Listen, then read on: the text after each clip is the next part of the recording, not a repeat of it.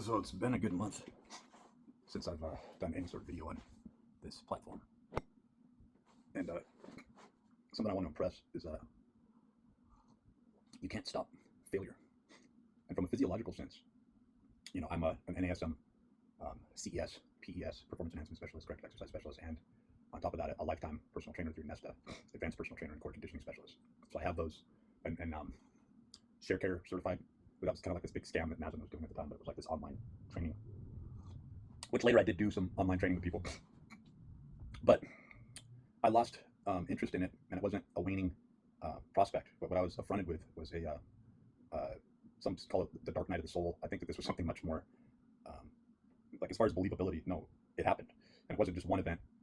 It was a complete and total, like for me, from my perspective, a wake-up call. From an existential view, if that does exist, where I'm looking at the true engagement and the rules of the world. Some people wake up to the fact, for instance, that they live in a chess game, right? And that this is how modal and syllogistic people can be, and they do so, they capitulate based upon a response, a survival response, or that more so that there's this crucible order that's placed before us all, and there absolutely is no choice, but there is, right? You can either choose to be humiliated, become the person who is the considered the failure. And ironically, oddly, these are the very steps that one has to take. And this is the truth. I read a little bit of Gurdjieff on this channel, and I get bored with human beings. I really do. I'm not saying that there's any writing, and maybe there is. I find that EPL is the closest to this sort of maybe hierarchical outside agent or agency, alien intelligence transmission than anything that I've ever encountered or read. And when I don't even remember what I go on this campaign, I wake up, or I'm delivered a message. And it's not compliance because I'm not blindly doing it. I'm having to put all of myself into writing a particular article in a particular way. And I'm not shy about taking something that's a really, even in its raw sense, something that I could, with non-AI, let's say, I don't think anything is non-AI assistance, go through now and scrub over, that is, go through all these corrections on my own, so to speak. But we don't do anything on our own. That's the whole point. And we're failure, like muscle failure, right? You have these synergistic muscles. You have what's called synergistic muscle dominance, which is part of the whole corrective exercise specialist protocol. I do not have a college degree. It may sound like bragging, but I assure you that it's not. When I was working as a high-level, award-winning personal trainer, that's the truth. That's the words for it. It's been a long time. Stepping up and receiving a placing and a small token prize every single month, and then eventually getting recognized for that over month after month after month for a span of a good chunk of time.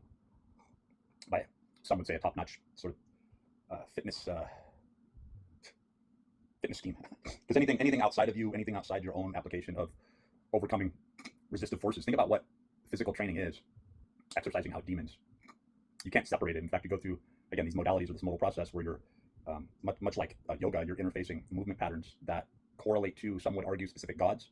Some would argue a specific, like in chess, you're taking on this form of a particular device, going about using the consciousness of that device. And of course, that breaks off into biosemiotics and allostatic patterns. Of course it does, right? Something that I was thinking about, though, and I'm just randomly talking about things, but the main thing is looking at failure from a different perspective, seeing where when you think that you're succeeding, you've only entered into the space that others would still consider a complete and utter failure, right? It depends on priorities, you would say. But back to my point, when I was going to infuse Dr. Michael Levin's video that I talked about briefly for a very, very brief period of time.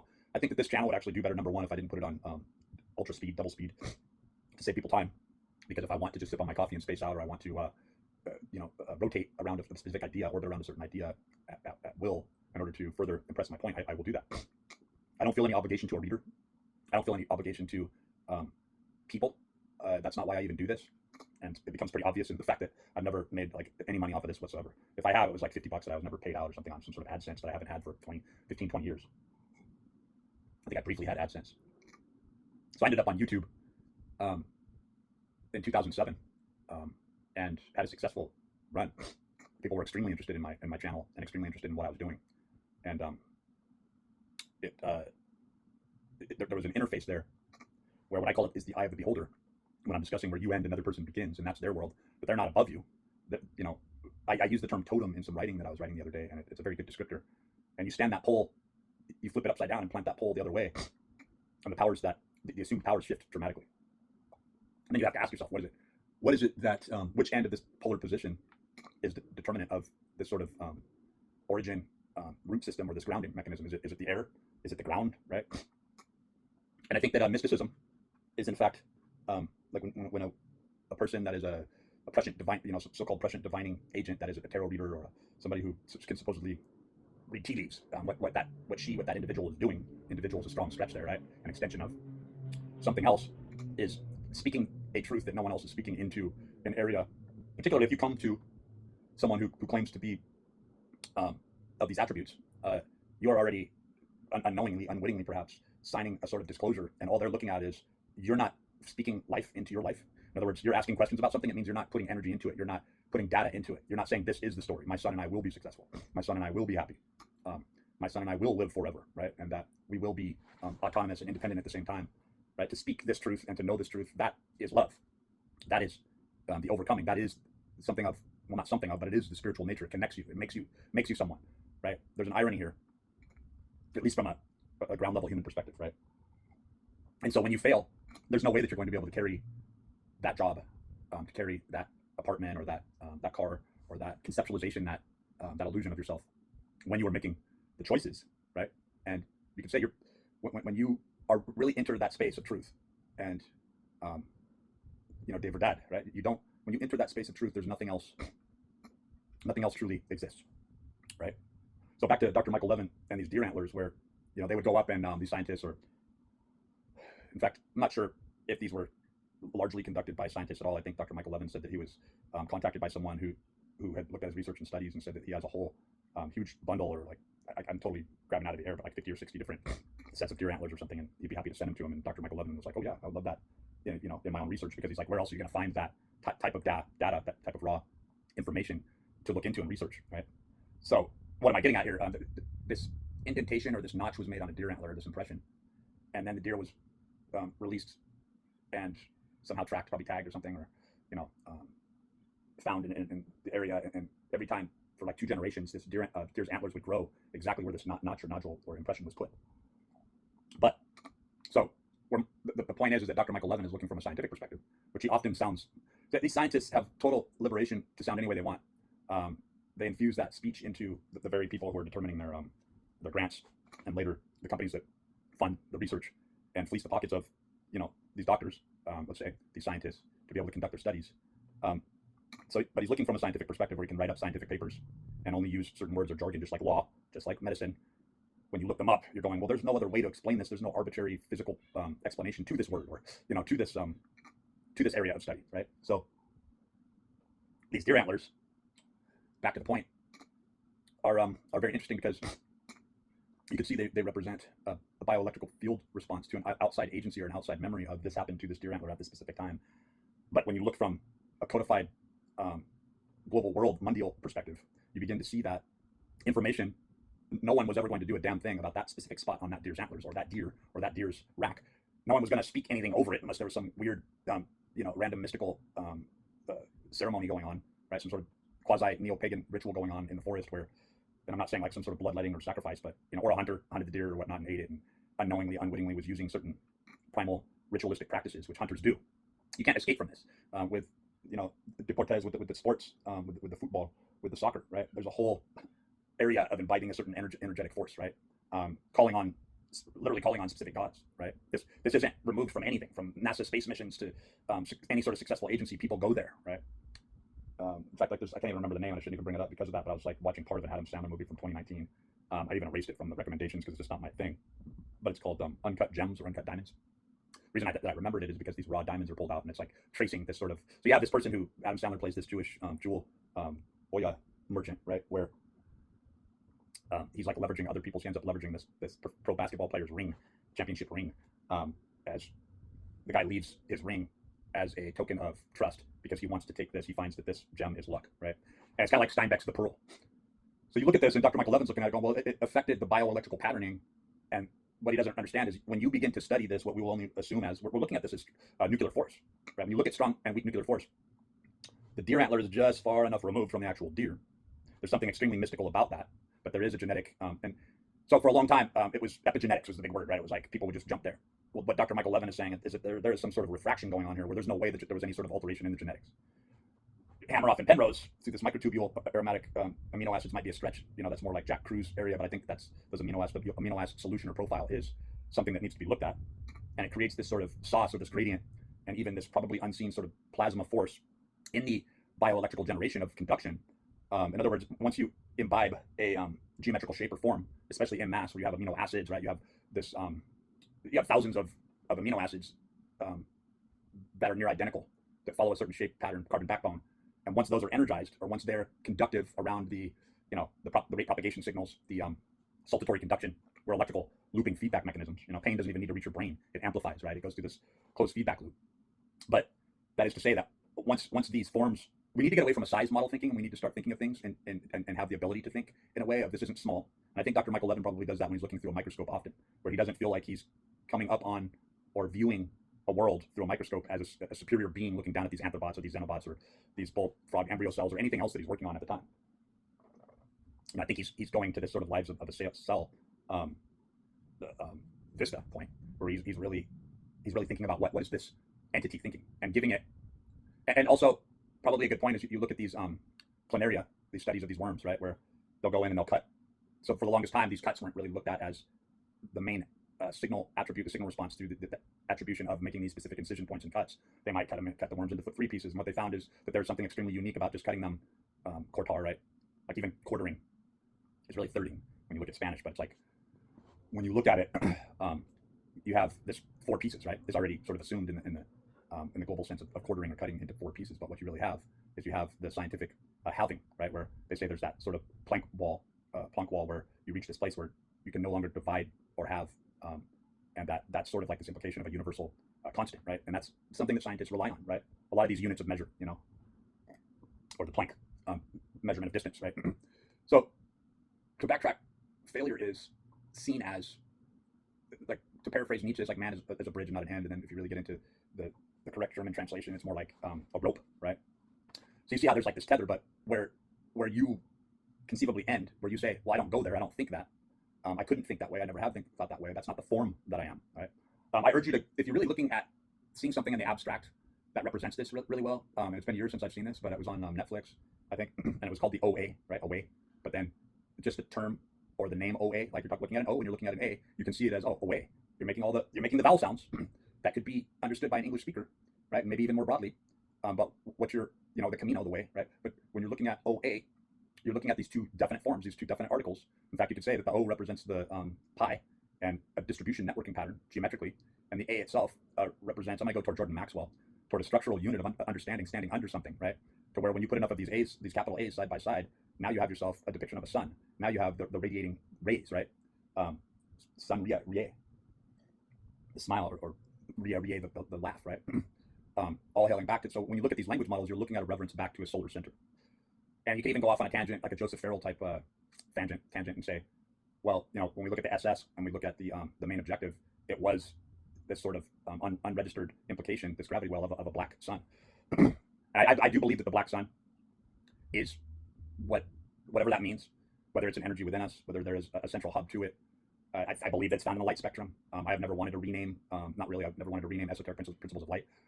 I just looked at it from a different perspective in naming it, and it was never frou-frou, it was never woo-woo. And if you really looked into it, you'll see that it's taking a scientific method and it's going, look, this doesn't make any fucking sense. So we get back into this interaction with a strong, weak nuclear force, right? And we see that the rack, there's something very mystical. I don't even think that needs to be said about deer antlers. Antlers in general, and the forms that they take, and the expression that they make, and the uniqueness that they have. They're not just hair. This is a collection of proteins. There's a lot of pain that happens during the rutting season. There's blood that comes from. I mean, you would almost think, why would you have to carry this sort of gauntlet on your head? These things aren't light in the wind. They're tossing. But like these mountain goats, these ibex, there's tradition and a strong conviction to the ibex climbing up that mountain face where it looks like they're doing something and they really are conceivably doing something that's completely inconceivably unnatural, just to lick the side of a mountain and get the salt. But look at these desperate times, and look at the Ice Age, and look at times that made such an impression that it was an impossibility, that it wouldn't affect the epigenetics, that it wouldn't refract back into the very being of this entity, this goat. But that when you look at it, we think that we are desperate and separate from one another, and we are not. Long story short. The other thing to summarize is to say that when you think that you're going about removing the observer effect from the entire notional aspect of creating a notch or a nodule on the rack of a deer antler, think again. You are speaking, intending a specific outcome, and to stand back and go, well, wow, I did that. That makes me God. I'm the God of deer antler nodule growth, right? And then you back up and you go, well, how far can these impressions reach? And then when you really go into the diabolical measure of when man is pressed, and no, I'm not going to put it all on man, because woman becomes something entirely different, to the point of total degradation. And she gets way too much credit for this, by the way. Pretty soon, women are going to be wanting to have $1 million payouts just because of the constituents of their body parts and what that's done to them, when they're releasing themselves from all the pain and all the grief that they've through womankind, right? Going back to a certain under her dress and finery sort of Nietzschean perspective. And it's not a misogynistic rant. It's to say, from a Michael Tessarian, looking at things through Karen Horney, Ayn Rand, getting into people like Otto Rank, and reaching on toward Ian Stevenson and looking at things that look like they could be this quasi-proof, or Gurdjieff, right? The quasi-proof scientific method of, look, you're either going to believe it or you're not. And once you are thinking in such a way, there's no way that you would even look at these sort of physical proofs. But the scientific research papers stand. It's kind of like, I always trail off to Ben Gortzall, because it's like the music that he's doing fearlessly. He doesn't care about sounding like he's, just sort of this child hitting notes on a piano. He's fascinated by that. He finds that to himself and of himself. He finds that genius, that expression is what put him where he is now. He doesn't mind the kids playing in the background and making noise. It's part of it, right? And so I found, I hope he's not some weirdo that goes into some deviant areas, and I very much doubt that he is. In fact, I find him to be a very refreshing, almost sprite or spirit-like expression, right? But I also think that on another side, when we talk about failure, where one item seems to end, another begins, right? When we look at this totem aspect of this, I do believe that he's been not only engineered and created for such specific purposes and devices, that is a delivery mechanism, doing exactly what he's being ushered into doing, what he's told. And in fact, his expression of individuality may be that he, at the core, knows that he's not an individual at all. And that seems like a really harsh thing, but we have to put ourselves under that rushlight, under the specter of that verisimilitude all the time. Because when you call one person out, you are calling yourself out. And there isn't an equal distribution of this karma or this gradient of truth serum, right? In fact, people cut themselves off from you, just like an infected appendage being cut off. Or back to the planaria, where what they find is you cut these worms in half, a perfect model or representation grows of the head, and on the other one, the tail, right? And that's not ironic either, is it? Because when you look at a coin flip, literally it means cara or face, and the tail is actually cruz or cross in Spanish, right? In Latin America. So the tail is the cross, and the cross is the X, right? And the head is the face, right? And the face is the individuation and the representation of said individual. And in that face, and in the distribution of how a face appears to other people, we look, there's a certain pareidolia that's involved here, because one could say, oh, you see faces in everything. I see faces all the time. At least I used to. I don't look for them right now. But once I'm transitioning into this etheric sort of state of mind, that's a natural occurrence. Some people see structures and they're trying to think in a sort of structural componentry or a structured state of mind. But when a particular, I also would urge you to watch the most recent episode of Soraya Israth. I think those are all things that his names, his sort of spiritual names that he named himself. He's talked about that on some of his programs. But where'd the road go? The Red Pill Junkie, and I can't. I'd love to be able to mention, but not that anyone's going to watch this. But the people that he has on his panel talking about. Just it takes some time to edit this stuff and get it out. So a lot of times he'll do these interviews a couple months back, and so this was in April, and he just released this on his YouTube channel, the most recent. But he's talking about Trump releasing the UFO files, which I think they give him way too much credence on that. And I don't think he's the type of person who could be. Well, I know he's not. He's not the type of person that any covert agency would ever trust with information. Nor would he be allowed into or privy to such information. Nor would he understand it. Because what we are getting at, and what I'm going to close with, is that we're getting at a mind, right? It's a mind. You can't just order a pizza from this mind, go visit this mind like you're going to San Francisco for the day, and then you leave the freak show and talk about it, or never talk about it again. And that was something you did. That was a point in time location you went to, and now you can leave, right? There's a metaphysical San Francisco. In fact, there are the underground under Golden Gate Park. There's the underground that should be researched by people. And a lot of people say at this point it's just folklore, but when you look at the heavy military involvement there in San Francisco, I mean, we're talking about Michael Aquino, for God's sake. Do we need to talk any further, right? But and linking that with Epstein, linking that with Trump, linking that, going beyond the conceptualization of pedophilia or child sacrifice, human sacrifice, Satanism, and looking at this, like once you are no longer creating these disparate terms, you see how the human culture, broadly, like 93% of the global human race does not have a college degree. Yet everyone vies and feels an obligation toward this 7%, and even more so out of that 7%. Many of those people are never going to do anything with their degrees. In fact, a large portion of those degrees are going to be debt-based, debt deferral based, where somebody much later in life went back to get their degree, and they had to, just to secure a small space or place in a rudimentary, like somebody who wants to get at the top of being a social worker or get into their field being a salesperson or have a cushy management job, and they're just going to make 50 or 60 grand more a month, a year, and they're fine with that, and they have incurred this sort of debt, and they're exhausted, and they might be working on even a higher level degree, but the degrees themselves are just certifications of supplication, a redundancy pattern where there's an arbitrary ley derecho law agreement process made where it says that says you are bound to this law. Like, in other words, you can't look past, now that you're in this, you are one of the harbingers of the forensic mind that is operationally staying stagnant and small, you can no longer discuss such terms as a lawyer. That Black's Law Dictionary began as, from a metaphysical sense, as a witcher's cookbook, and it's the truth. Like, look it up if you don't know this. And that law itself is heavily based on this sort of Mother Circe, Hansel and Gretel witch, Hathor. I talk about this Tiamat, getting back into the Morai and the three witches, Clotho, right? Spinning time. That you get into this substance aspect of people are made to be an extension of specific forms. Some people are the phone, some people are the receiver, some people are the conduit, right? People are freaky, right?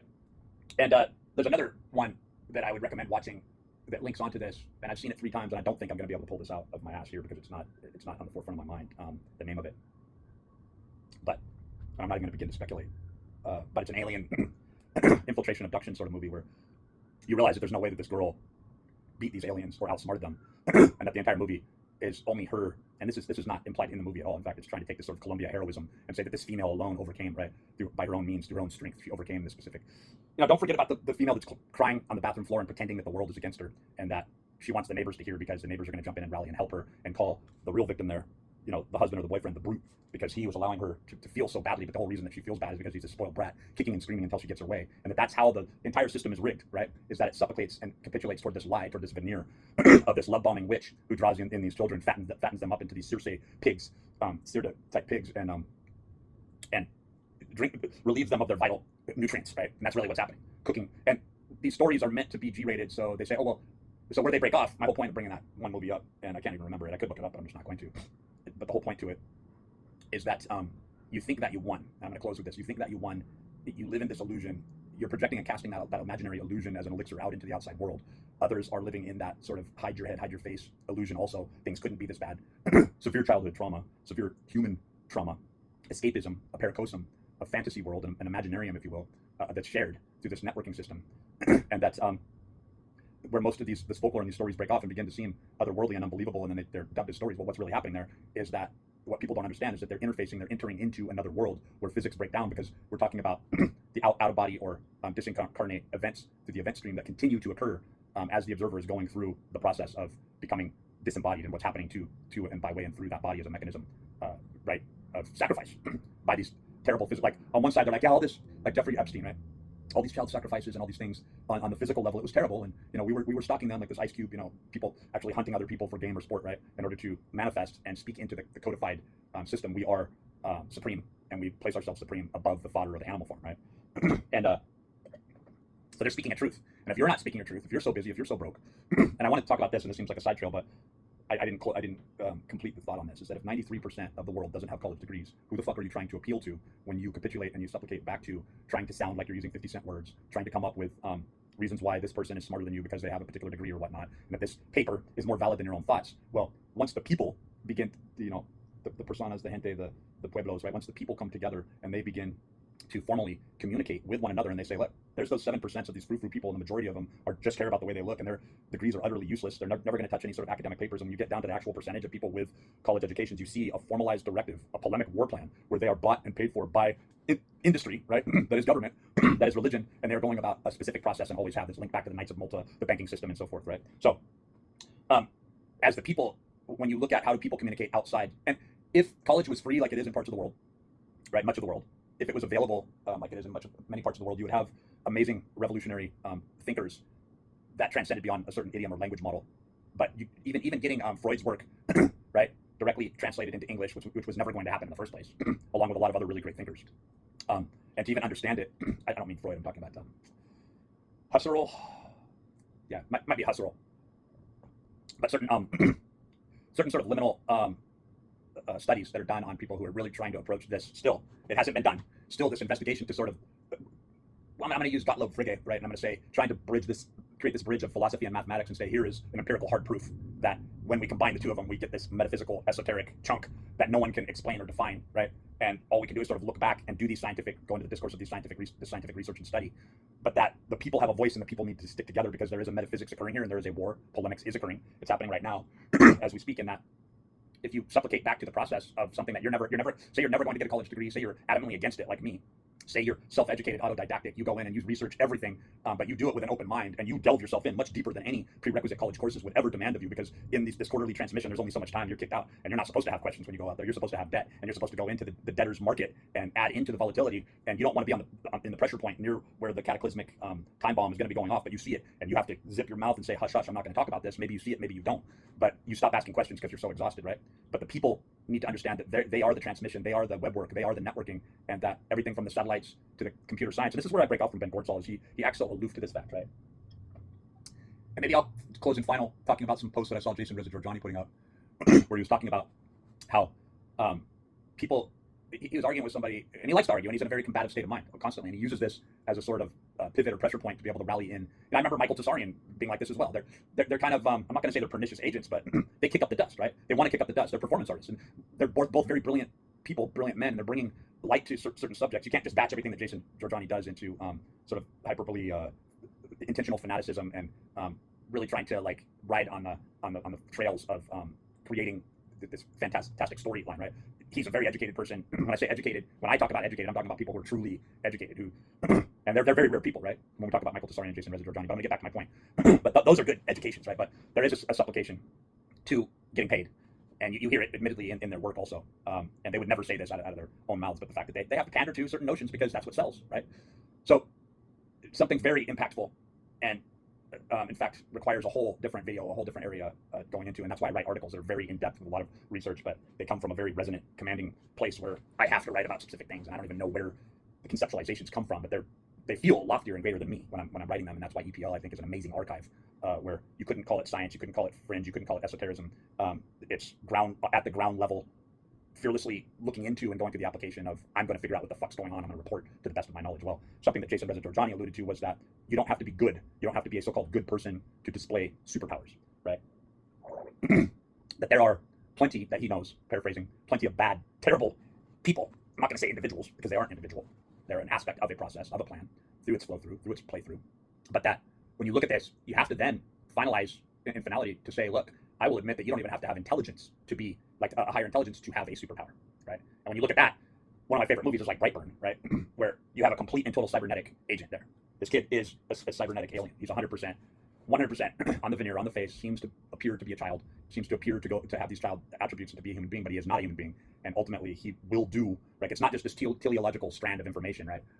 He doesn't represent this child in Brightburn. And it's not just your typical anti-superhero, anti-hero sort of movie. No, it's talking about where the power comes from, right? So you look at this and you say that intelligence isn't the boundary, intellect isn't the boundary. You look at people like Albert Pike, and if you ever read Morals and Dogma, it's pretty fucking amazing how genius it is and how much of that is in there, right? And sex is not. You would love to be able to say, no, the artifice, the crucible, the aspect of this cannot extend into the non-principled world. That tore me up for years, is the fact that higher principles, pure principles, even if they are the origin, something else through this generative model took over, and it was from this polarizing, asymmetrical, sort of like the cycles in the system might as well be on a ship in a storm, and even more so a ship that can flip upside down, somehow as a capsule, as a Shemuel, be impenetrable, but at the same time, the experiencer within is feeling every fucking bit of volatility, but you can't really tell you're being flipped around, right? The gravity works different here, right? So when you begin to look at it, superpowers aren't something that are where there's a barring. In fact, when you get into this whole thing of human sacrifices, you begin to see that these people are displaying great superpowers. We're not just talking about telekinetics or stuff that the PK man infers, right? And what I like to do is I like to say, look, something looks like it's acting under its own cognizance, but I'm telling you, I assure you that there's always a cybernetic aspect to this, and that you need to stop looking at things through the fantastic, mystical aspect, and look for the center. Look for the mothership with the UFOs, right? Look at the main place where this equal type of power that you can register within this specific person who's now walking up on the ceiling, which I've heard people talk about. There's too many accounts of this. There's too many incidents of people talking about, or people talking about Satanism and them witnessing, going into these, or the Berkowitz, David Berkowitz, or why these people did what they're doing. Charles Manson to this day, why did they go through why is the CIA so involved, right? Why are these rituals involved? Why is the government coming out and talking about God and demons and Satan and all this stuff in reference to, well, this is what we've come down to at the Nexus? No, the government's never told you the truth about anything. It needs these niche-pocketed individuals to believe this, because they're already not just entrained, but from their teleology. But then you have to get into teleology with that too, where we get back to the deer antler and we look at the planaria, and we look at the interaction with bioelectrical fields, and something has an awareness that you were there and you did this, or it could be chalked up into a codified systems networking system where it's like you went up and you made that nodule. You live in a networking system. No one else was going to read code or data into that. The thing was made. Nobody thought about that deer's antlers. There you went and you did a physical action. You, the observer, went and created a strand or a string to that as a time and event. And it did fade over time, but it took generations of the replication of these deer antlers, because what Dr. Michael Levin says is that they go back and they'll see that this nodule is a growth on the deer antlers for not just for one season, but more than extends beyond one season, right? And I think what a sort of litmus test, right, that Jason Rezator brought up, because I went back, I don't go on X. Anytime I see something that pops up that Jason puts up, sometimes I'm disappointed because I hear him just chiming in with the propaganda. I know he wants to sell books. I know he wants to, but ultimately he's trying not to be a sellout. He's trying to put this information out there, and he does. I have to thank him for that, because you can go back and listen to many interviews, and I've even become the booing aspect of the crowd when I watched his lives. But you cannot say if the guy isn't brilliant. But when you get into the artifice of, is this guy just a propaganda machine? Is he this represented as this bird with all these colors doing this dance? Is he trying to sort of create this molting and this mating process, right, with the outside world? And his money, like when he says he's a Satanist, is money his god, right? You have to ask yourself that. As a New Yorker, right? Is money his god, right? And ultimately, like, you have to have revenue. You have to have a revenue stream to be able to write these books, to be able to do this research, right? I love the way Jason does is unapologetically using AI, right? I love the way Ben Gortal unapologetically uses AI, but I mean, he's coming up with Hyperon and some other things that are extremely creative, but they're getting into the world of the quantum systems, right? Bloch spheres, quantum probabilities. You're neither here nor there, but the agent who's utilizing the equipment, the equipo is the team in Spanish, right? But the agent who is interfacing with the quantum potentials is choosing and interacting and interfacing with that potential. Eventually, it's going to be like Minority Report was stupid, but they use the artifice of this female and these two males to say that she is the cybernetic conduit to this other worldly sort of prescient, unexplainable event that we'll call technology. Well, that is the quantum systems in operation. I'll leave there.